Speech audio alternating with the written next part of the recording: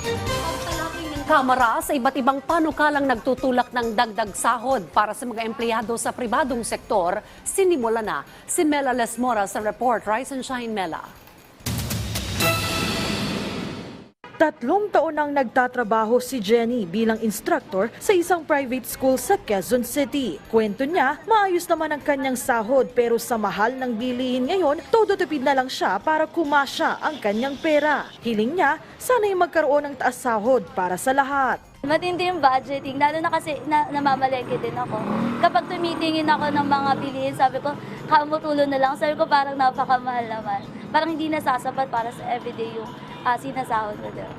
Dito sa Kamara, umarangkada na ang pagtalakay ng House Committee on Labor and Employment ukol sa mga panukalang batas na nagtutulak ng taas sahod para sa mga manggagawa sa pribadong sektor. Sa labas ng batasang pambansa, sinabayan pa yan ng kilos protesta ng ilang grupo. Sa pagdinig, iba-iba ang pananaw ng mga kongresista kung magkano nga ba dapat ang idagdag sa daily minimum wage ng mga private sector worker. Sina House Deputy Speaker at TUCP Party List Representative Raymond Democrito Mendoza at Cavite 1st District Representative Jolo Revilla, 150 pesos across the board increase sa arawang sahod ang itinutulak.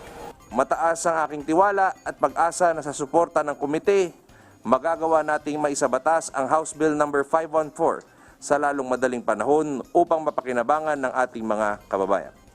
As of the moment, 77 representatives have already shown their support by being co-authors of this measure. Habang si Gabriela Party List Representative Arlene Brosas at iba pa, 750 pesos naman na dagdag sa daily minimum wage ang gusto. This proposed 750 pesos wage increase and national minimum wage bills should be certified as urgent by President Marcos Jr. Legislating a significant wage increase and national minimum wage is long overdue. Panahon na po para itaas ang sahod. 750 across the board, itaguyod natin ang national minimum wage na nakabatay sa family living wage.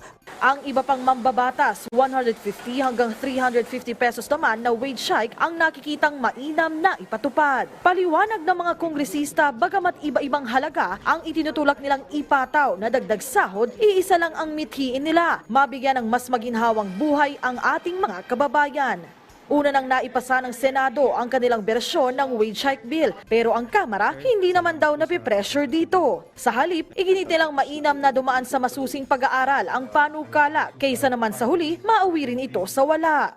I don't want to sound as a party pooper, no? Pero I would take refuge on the famous words of the late Inday Badiday. Careful, careful. Careful, careful. The worst that can happen is to give too much hope on our workers na hindi naman kakayanin. No? Ano yan eh? Alam naman natin, we have to strike a balance between yung sumasweldo saka doon sa nagpapasweldo.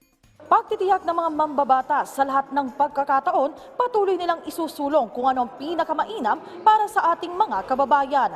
Mela Lesmoras para sa Pambansang TV sa Bagong Pilipinas.